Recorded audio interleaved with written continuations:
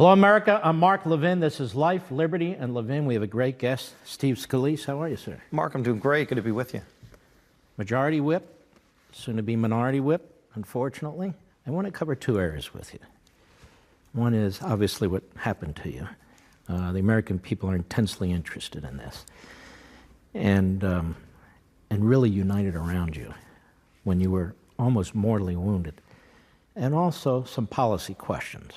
What happened in the Republican Congress, in the House, what's going to happen in the Democrat House, and how, being in the minority, how you think you're going to deal with it. But first, you have a new book Back in the Game, One Gunman, Countless Heroes in the Fight for My Life. We know the basic story, but let me ask you a question. This guy fires off a round. Bullets how big? .762 caliber. A big bullet. Big bullet. Okay. You're hit. Walk us through that, the moment you were hit, what you thought, if you felt it, what was going through your mind, were you conscious and so forth? Well, initially I was stunned because we're on a baseball field. You're not thinking about gunfire. But as soon as I was hit, I went down and my legs gave out and I could hear more gunfire. So I knew what was going on, but you're still trying to process everything.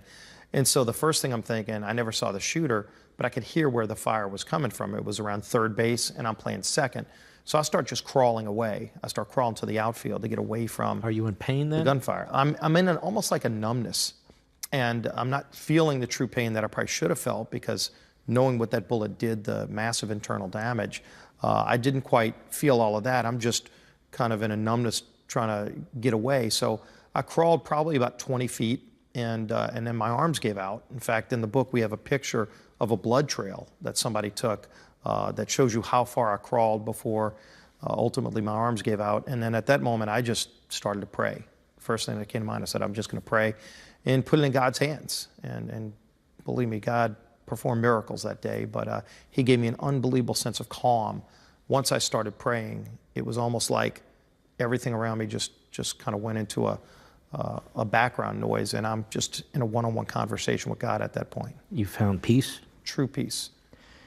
How did you get from the baseball field to the transport to get you to the hospital, and were you conscious during most of that? Well, right after the shooter went down, and to me it seemed like an hour. It was maybe a matter of 7 minutes that the whole shootout happened. And as soon as the shooter went down, Brad Wenstrup, colleague of mine from Ohio, and he's a doctor, but he's also he was a combat surgeon in Iraq, and he was watching me the whole time, and he immediately came over and looked at where the damage was, put a tourniquet on to stop the bleeding, and my trauma surgeon told me later I wouldn't have made it to the hospital if not for that, for what Brad did. And then there was a few minutes of everybody, colleagues of mine, kind of coming around tending to me, and then an ambulance finally got there, and they transferred me initially to an ambulance. That's kind of when I started to go out, to kind of fade out. And then at some point, the ambulance is leaving, sees a helicopter coming, and it's 7:30 in the morning in Northern Virginia. As you know, I would have never made it to George Washington Hospital, which is where they were going to take me. I would have bled out. So then they go to where the helicopter is landing on the ball field, and sure enough, the helicopter had come to transport me away, and they put me on that helicopter, and 4 minutes later, I'm in the emergency room over at MedStar Hospital. And again, I kind of was out and unconscious by the time I got on the helicopter, but I was starting to fade prior to that, wondering, am I even going to make it? How many operations have you gone through? Gone through nine different major surgeries. Luckily, all of them are over and successful at putting everything back together. But it was a lot.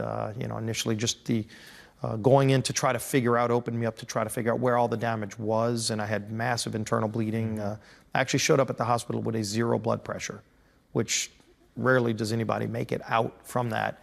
And then they had to put about 20 pints of blood in me, and the human body takes about 9 pints of blood. So I had lost a lot of blood, and then even as they were putting more in, I had so many arteries that were shredded. So they finally sewed up each one individually and got me to a point where they could close me up again. And then over the next few months had to put me back together. What is the first thing you remember when you did come to? Do you remember that? Yeah, when I came to it, it was 3 days later. I didn't know. For all I knew, it was maybe a few hours later. And I had no idea how bad off I was. I remember when I came to that I was shot. And the first thing I did was ask for my wife. And Jennifer, of course, she had flown in that night, but she was there. And so she sees me, and I've got tubes in my throat, and I've got all kind of other things hooked up to me. So I couldn't even talk. And so I'm trying to make some verbal signals to her, and luckily she knew what I was motioning. And initially what I wanted to find out was Dave and Crystal, my two Capitol Police Security Detail officers that were there with me that morning, I knew both of them were shot in the shootout. And you talk about real heroes, and look, Mark, I identify in the book a lot of miracles that happened, but also the heroes that played a role in saving me, and no bigger heroes than Dave Bailey and Crystal Griner, who both risked their life, were shot at during the shootout, and kept going after the shooter until they took him down. And I didn't know if they made it, and because I knew they were hit. And when Jennifer told me they were both okay, it was just a huge sense of relief. Were you a man of faith before, as well as after? Yeah, I didn't express it a lot. Every night when I go to sleep, I always had a habit of praying to God. I just talk to him about the things that happened, thank him for the things that happened that were good. There might be something you want or something you're trying to achieve down the road, and so I'd pray for those things, but I'd also try to remember to pray and thank him for the things that he did that were good that day. And it's always a constant reminder that every day in life something good happens and bad happens. Don't just focus on the negative. And so I'd always say a quiet, private prayer. But I said some real heady prayers that day on the ball field, and he delivered. Do you still go through a lot of physical therapy, I imagine? I do. I still go a few days a week. It's primarily to build up the strength in my left leg. The bullet went in here and did a lot of internal damage, but especially the nerves and muscles on the left side of my leg, took the most damage. And so I'm still building those muscles back. I'm down to one crutch. I initially was on a scooter to get around, and then was able to go on to two crutches, and built enough strength up to go down now to one crutch. And my next goal is to finally be able to walk again without crutches. Do you feel like you have a renewed purpose because you are a man who shouldn't even be here? I mean, a bullet that big, cutting through your body like that into all those organs, in a place where it's very difficult to get to a hospital. Do you feel like you have a renewed purpose, a renewed life? I know how close I was, Mark, to not being here. My trauma surgeon, about 2 months after the shooting, I was still in the hospital, and well enough to where I was on the road to recovery, but still had a lot of damage. And I asked him just how bad it was, and he walked me through. And he said, really, that first night, he said there were at least 2 different times that first night where he wasn't sure I was going to make it. So I know I'm lucky to be alive. If anything, it puts a real renewed focus on what's important in life. All of us have things that we do every day, and you're following somebody else's schedule on certain things, and then there's the things you really want to do. And I've tried to remove some of the clutter in my life and focus on the things that really matter to me, which is, my faith and my family and the things I love doing. And I love this job. I love being able to serve and fight for them. I mean, you were almost assassinated. Yeah. You were a political target. You were on a list. This killer, would-be killer, was a radical. He came to Washington with his list. He came to shoot all you guys. And yet, when you were shot, the nation, I'm sure you know now, everybody was stunned. And then a week goes by, 2 weeks go by, a year goes by, and we're at it again, at each other's throats. Things are said about the president. Things are said that you really wonder with the tone. I'm not saying aggressive political debate, but when you're calling somebody Hitler and a racist and Nazis and stuff like that, isn't that playing with fire?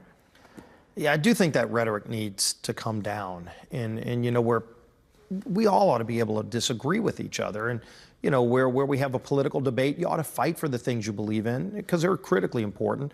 You ought to respect that somebody else that's having a different viewpoint, it doesn't mean that they're evil or that they have ulterior motives. It's just maybe they just see the world differently. But you shouldn't try to make those differences personal. And I do think we've gotten to a point where it's definitely ratcheted up to a point where I think we need to try to calm it down. And you know, it seems to me when somebody calls somebody Hitler, well, we know what Hitler was, or a racist. In other words, it's not, I disagree with this guy. As you point out, this guy, he's way too to the right or something. But you're using characterizations that you intend to be provocative after this assassination attempt on you, that this is utterly and completely irresponsible to me. And I'm just telling you, Congressman, I turn on the TV, I see this all the time. You see it too, right?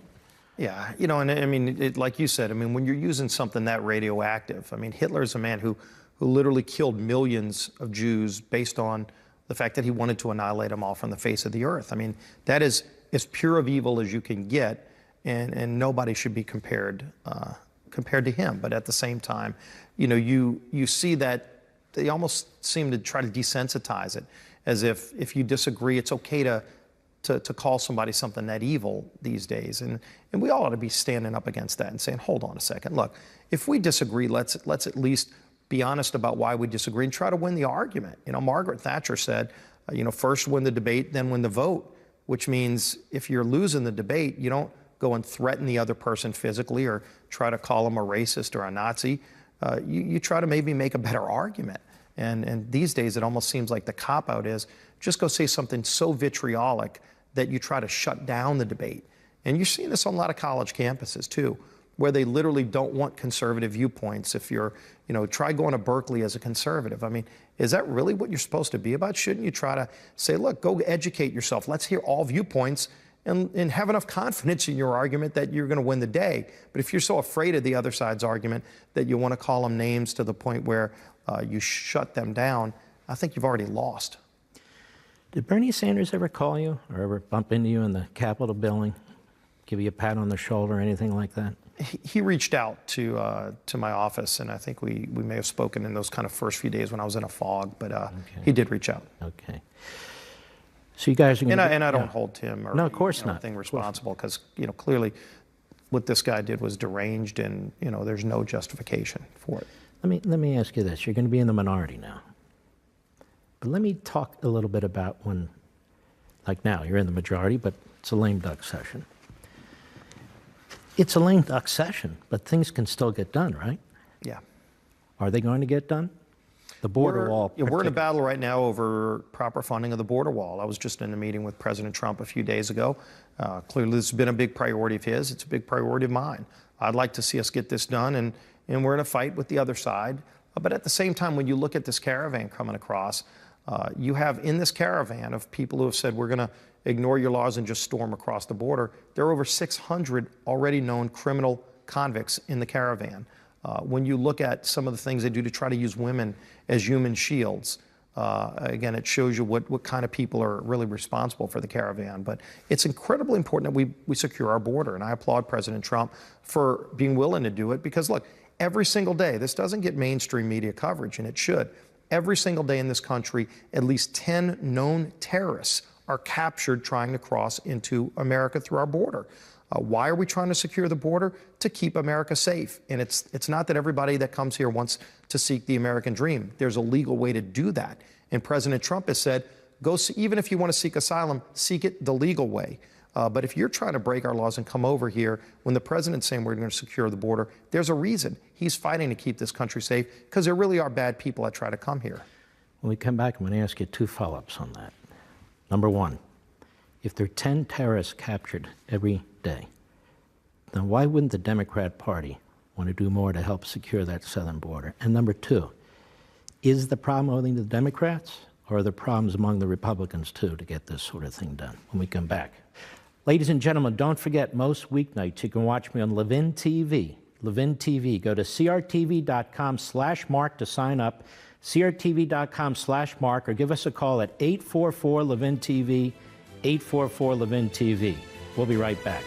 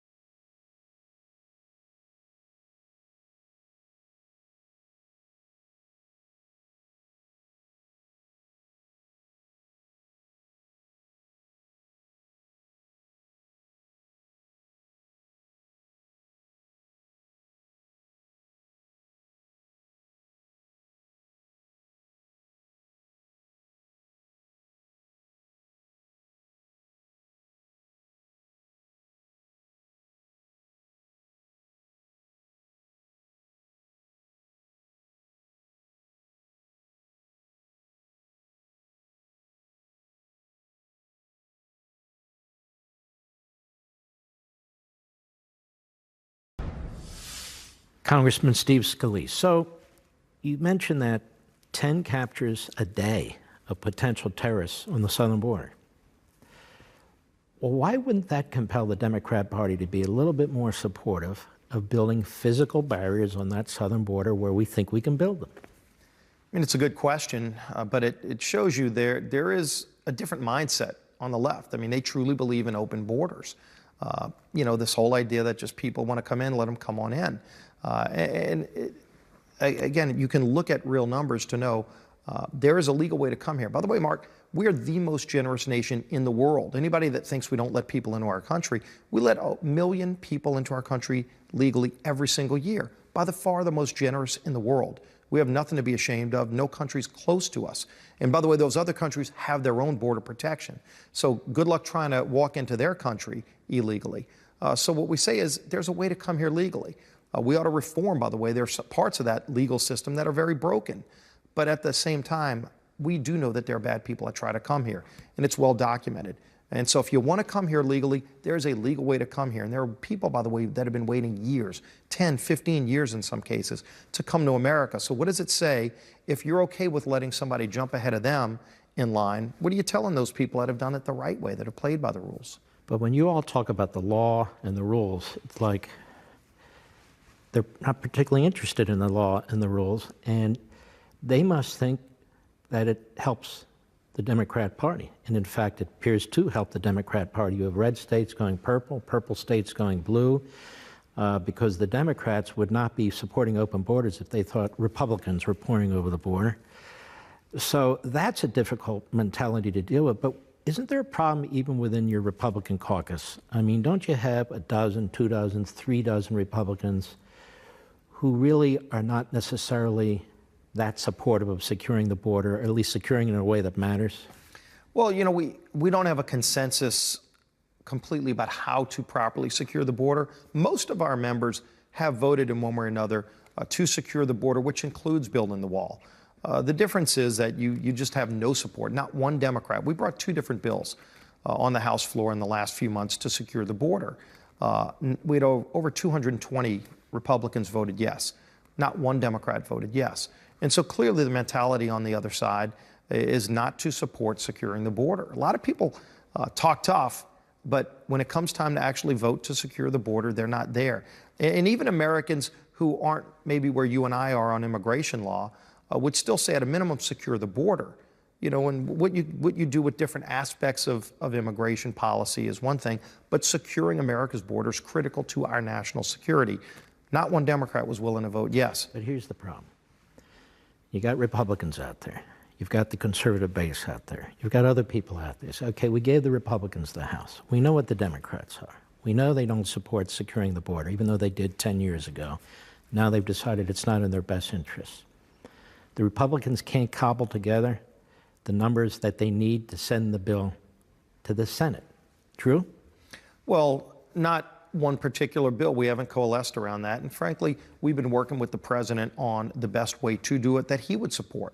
Because, the president's looked at a number of different ways on this.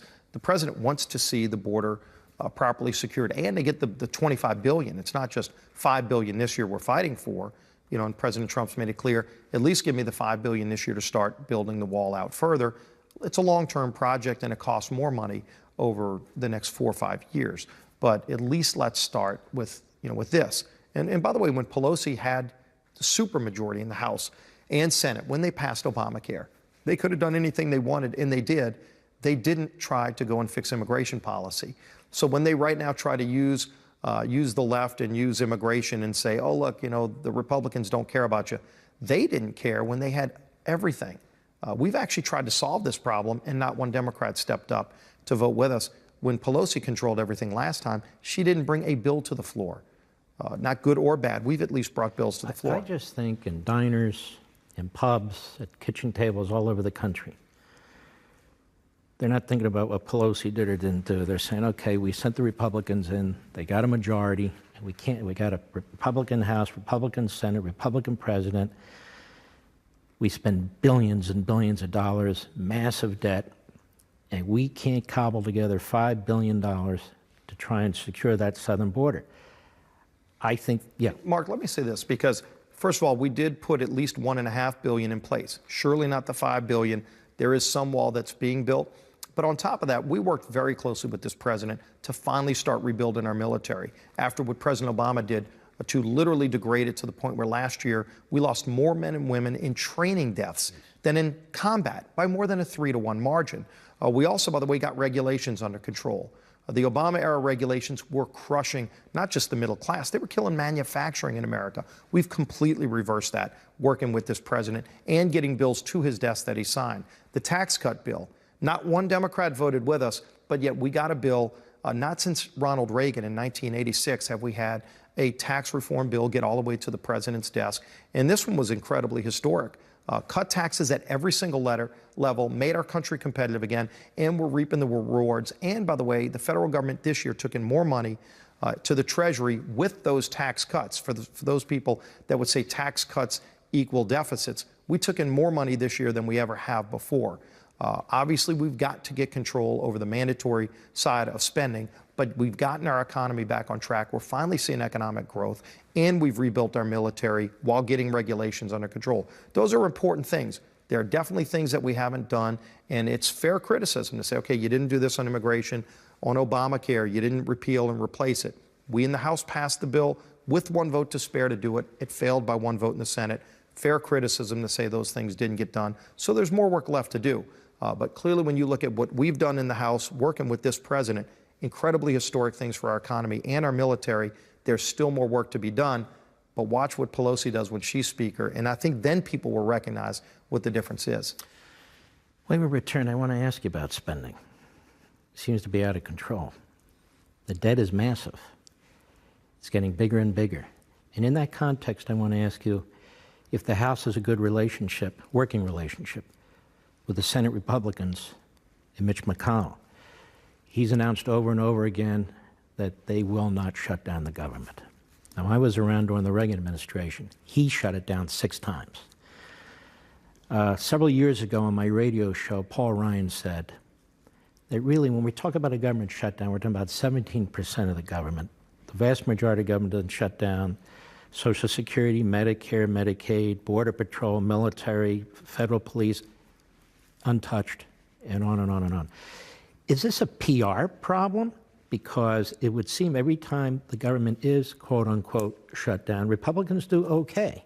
And we just had a midterm election, so there's no election tomorrow.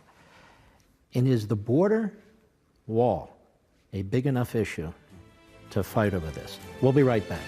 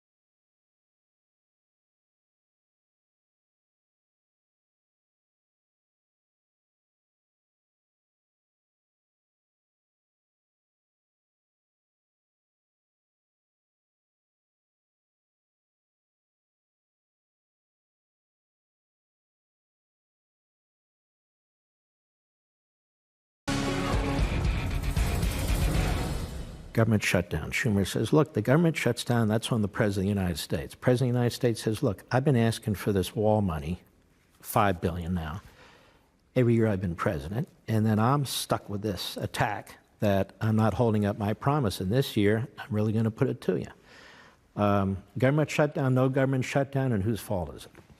Well, the president's made it clear that he wants $5 billion for the next year to secure the border. It includes wall funding, but it also includes a lot of other things that the president's been asking for, more technology to make more effective use of our Border Patrol agents, to give them more of the tools they need to be safe in carrying out that mission.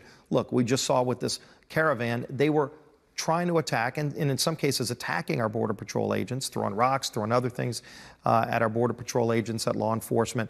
And so the threat is real, and the need to secure our nation's borders is real. If Chuck Schumer wants to shut down the government because he doesn't want to secure America's border, that's a fight that he's going to lose. And he's lost one of these shutdowns before. So, at the end of the day, we need to secure our border, and the American people, again, regardless of where you stand on immigration policy, most Americans believe we ought to secure the border.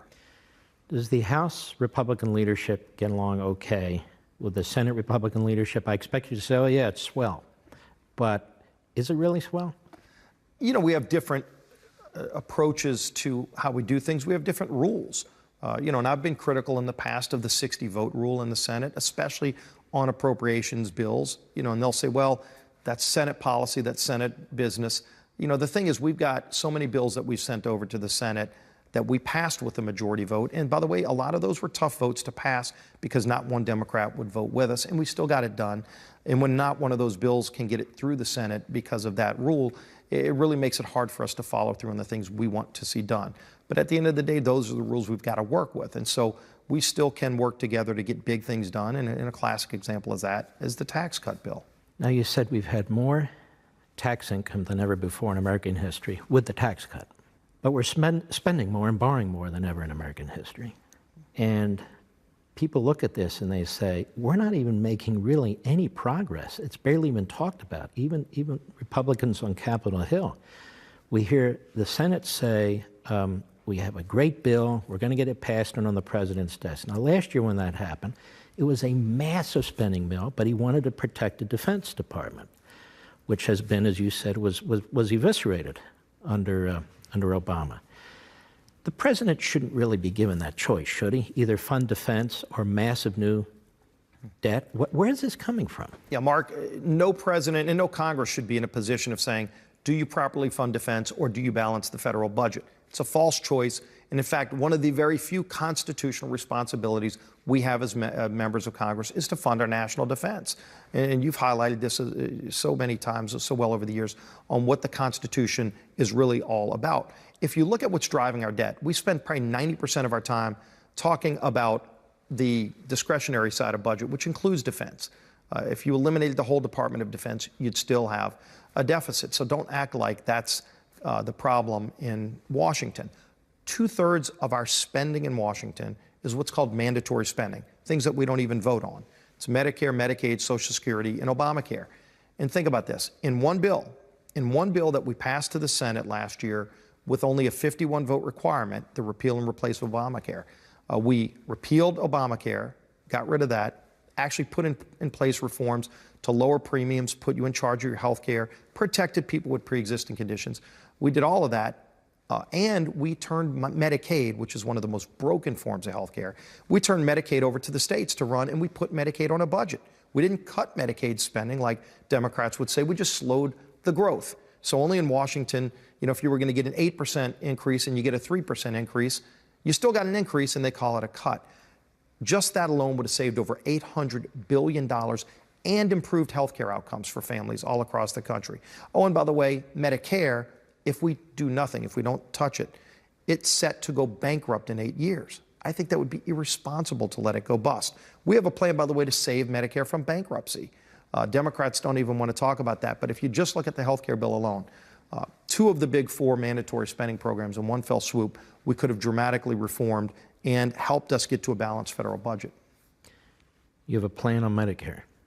You guys going to vote on it before you leave town? I'm not sure if there's going to be a vote on that. I think what we need to do is have a public discussion. We haven't really engaged the American people on what the problem is. I mean, when I go home, I talk to senior groups in New Orleans, and the first thing I say is, how many of you know Medicare goes bankrupt in 8 years? Mark, half the people in the room are scared to even talk about it because they think that they know it's bad. They know it's gone bust. They just think the solution would negatively impact them. And when I say, first of all, our plan doesn't even make any changes to Medicare for you, except that it won't go bust on your watch.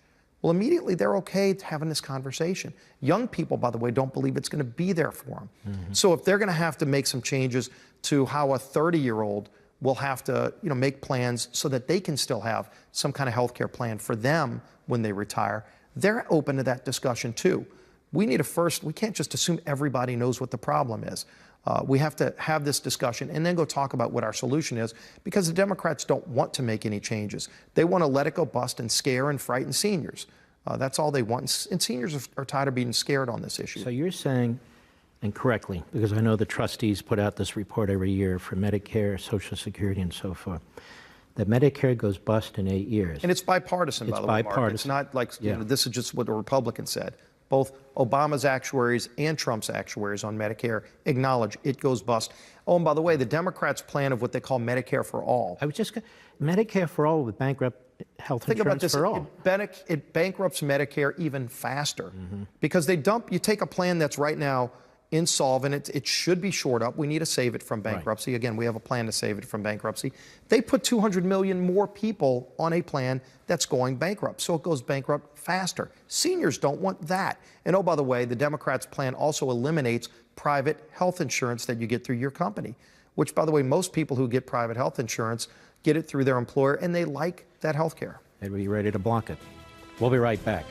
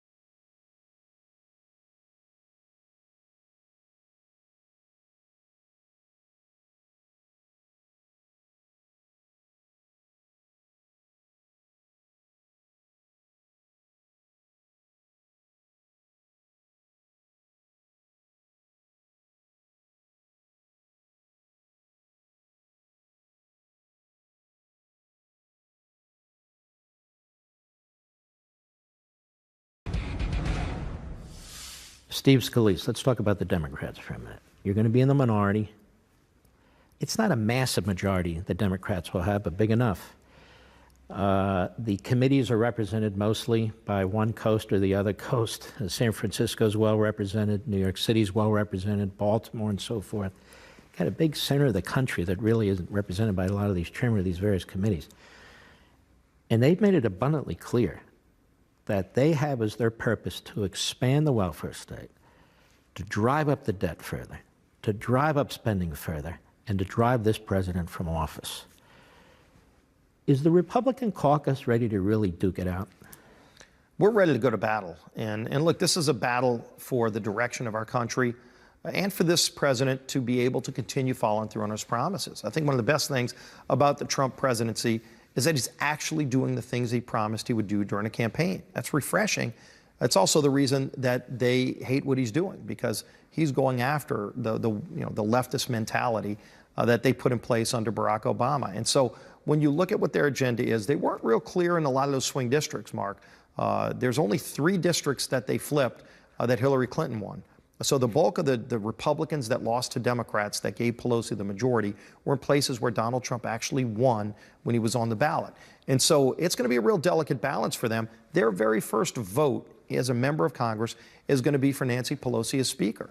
And many of them promised that they wouldn't do it. So eyes are going to be real clearly focused on that very first vote. Did you break your bond to your constituents on day 1?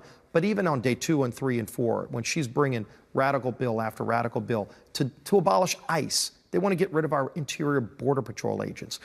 This open border mentality, Medicare for all, where they eliminate private health insurance and help bankrupt Medicare. And then let alone all this personal stuff where they want to keep going after the president and ultimately go to impeachment. As they go down that kind of leftist agenda, that's not where middle America is. That's not where a lot of those seats that they flip from Republican to Democrat are. Are you guys ready to organize on these committees and battle them inch for inch, territory, territory, territory? We absolutely need to. Look, I was there on the Energy and Commerce Committee. I'd just gotten on the committee as a new member of Congress in 2009 when they started moving through Obamacare.